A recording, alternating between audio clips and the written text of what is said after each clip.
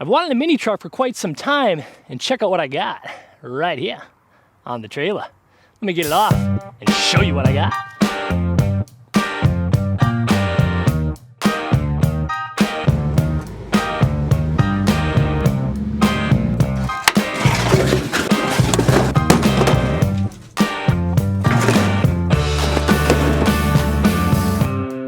All right, she is off the trailer. Let me tell you a little bit about this mini truck. Now, this is the JDM version of the Ford Ranger, the Mazda B2500 mini pickup. So pretty much like every vehicle I buy, it has to have some sort of problem with it, and this one is no different. It has an issue with the engine, which we're going to try to figure out. And judging by the spark plug that he showed me, I'm gonna go out on a limb and say, yes, there's definitely an engine issue. But rust-free frame, a couple little dings and nicks and kind of chip and paint here and there, but that's not what we want it for. I want to turn this thing into something pretty fun, and I still have to make up my mind on that. But let me get it pushed into the shop because I'm pretty sure it's not going to start, and we will show you what this Japanese Ford Ranger is all about.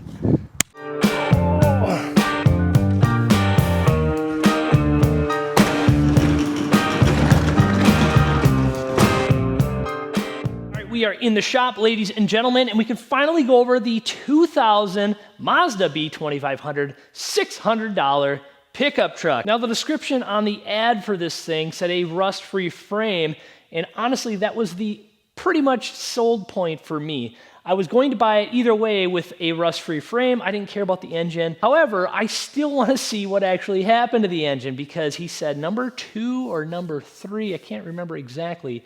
But judging by that spark plug, he thought that the wrist pin had broke. He said he got a borescope in there. And I don't know what the whole story is, but I do want to see that. However, I want to just kind of give it a peek because I didn't really look over everything as a whole because I'm going to do a pretty unique project with this, fingers crossed. For starters, here is the shape of the truck. White, just like a typical O'Reilly's delivery vehicle. And you can see it's got some smudge marks from somebody working on it. But there's a few little dings here and there on the hood. That little like paint spot right there, that's kind of unique. The front bumper pushed in a little bit right there. And this was like the only spot that I did see any rust. Now the story with the truck was the guy bought it from his dad who never drove it in the wintertime. And when the kid bought it from his dad, he drove it one time in the winter and put sandbags in the back. So fingers crossed it's not some whimsical rusty thing. I'm gonna get it on the hoist and just verify that. But overall, it's actually really clean. You can see spots like paint chips and stuff like that, and there's no rust even starting. That's bare metal, and there's not even a spot of rust on that. It's got all the Mazda center cap wheels. The tires aren't in terrible shape, and it's got this unique bed on it with this like little wheel hump, as you can see. Now it looks to be the spare tire in here, and also in the box, there might be some new parts in here, control arms maybe. Let's just take a peek here. Oh, upper control arms. Maybe there's new upper control arms on this thing? Oh, wouldn't you know? Look at that. Brand new upper control arms are done to the thing even, so that's kind of cool. Brakes look to be in good shape. I mean, look at this frame. God, this thing is actually really clean under here. There's like a little surface rust starting on it, but we can get that all cleaned up and painted. And we won't have any issues with that, but yeah, it's really, really clean under here. Almost like no oil leaking. Maybe there's something from the pan right there. Needless to say, I wasn't gonna let the thing go. I had to have it. It's just kind of the ADD addiction thing that I have with junky cars. I don't know what it is, but I'm gonna keep doing it. Just gonna keep doing it. I'm just gonna do it. Moving on to the interior. Came with 2 keys. Came with this little like plastic gun. I don't know what that is. This doesn't shut, so that's kind of annoying. Pretty unique little shift knob.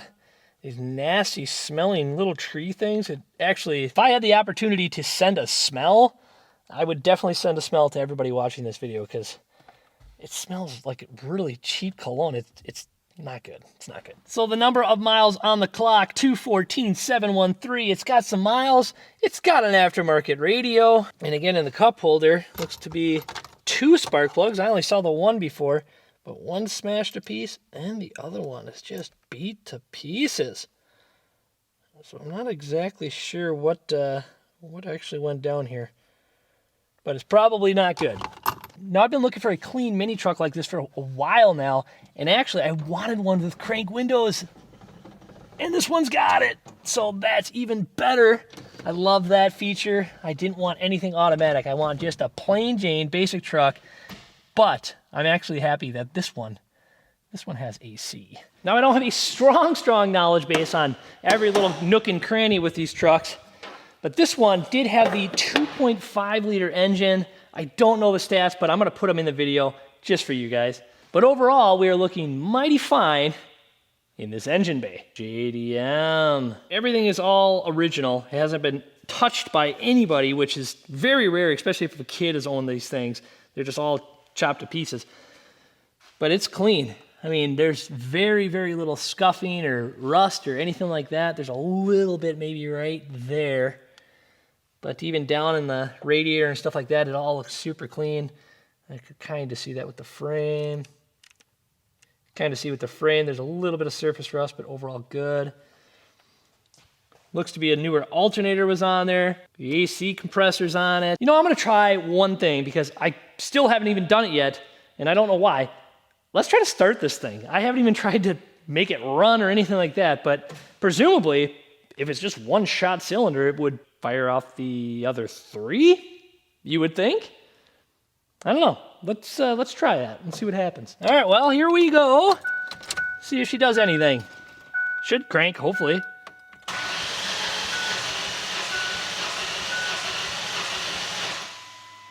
It's not happy.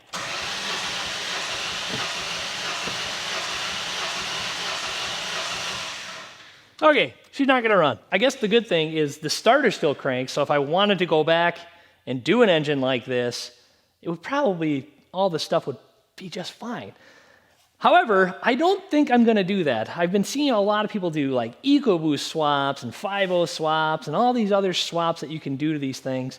And that's the direction I want to head. Which leads me to call out some of you Ranger nerds out there. What swap should I do to this thing? I want it to be a little budget friendly because I don't want to sink like 20 grand in this stupid truck. But I do want a little power, something that I can do a little bit of a pro touring truck style build to.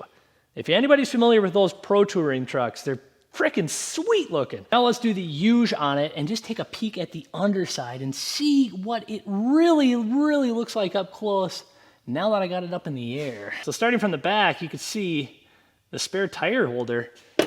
That looks nice and clean. You could actually put the spare tire back underneath this. You can see there's a little bit of surface rust on the bottom of the bed that's starting, but overall the frame and all that stuff looks pretty darn good. And all that stuff could be descaled and resprayed and cleaned up before it gets too far gone, which I'm gonna do. I'm gonna try to make this thing a little nice. Now, even with a piston shot on the thing, there's nothing really leaking. It's just like a small residual oil pan. And think about it, 200,000 miles in this thing. That's the thing about Fords, you guys. They just hold up so good with oil leaks. I don't know why it is. Every other manufacturer, if you get like a General Motors, that thing will be leaking in 10,000 miles right off the lot. All of them do. I don't know why it is, but it's just the truth of it. But yeah, new control arm there.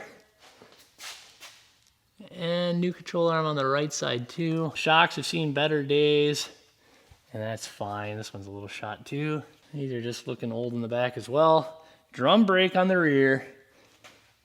Pinion seal kind of looks a little greasy, which isn't that bad of a deal. Looks like somebody's done the sway bar links and the sway bar bushings and everything in the front. The radiator looks relatively new. So that's got to be pretty darn new, it looks like.